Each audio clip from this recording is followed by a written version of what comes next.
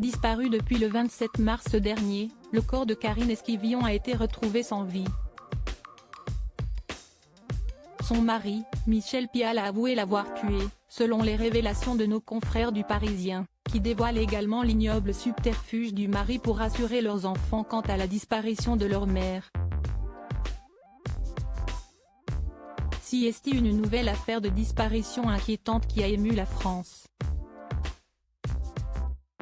En mars dernier, Karine Esquivillon, mère de 5 enfants, disparaît brutalement. Selon son mari, Michel Pial, son épouse de 54 ans a quitté le foyer familial de façon totalement volontaire. À plusieurs reprises, il a demandé à son épouse de lui donner un signe de vie et de rentrer à la maison. Mais, voilà que depuis quelques jours, l'étau autour du mari s'est resserré. En effet, ce mercredi 14 juin, Michel Pial, 51 ans, a été placé en garde à vue par la section de recherche de Nantes. Et selon les informations de nos confrères du Parisien, l'homme est passé aux aveux.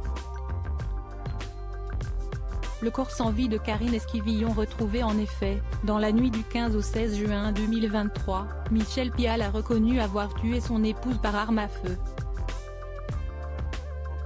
Sans donner de mobile pour l'instant, il évoque un accident dans des circonstances encore floues, précisent nos confrères du Parisien.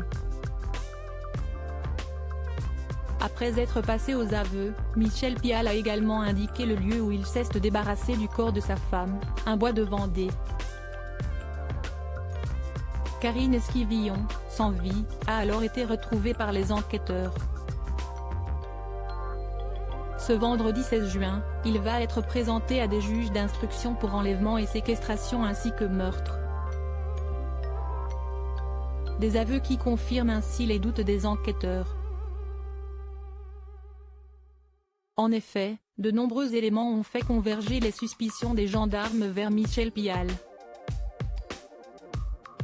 Les enquêteurs se sont rendus compte que le téléphone de Karine Esquivillon a été éteint et rallumé plusieurs fois entre le 27 mars et le 9 avril, période à laquelle la mère de famille était déjà introuvable.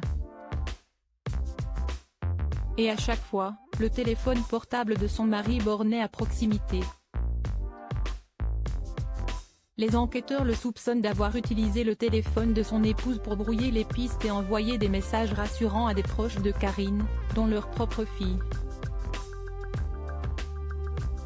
Deuxième élément, Michel Pial a indiqué à plusieurs reprises que sa femme était partie en emportant une grosse somme d'argent et également le livret de famille. Or, ce document a été retrouvé à leur domicile, lors de la dernière perquisition.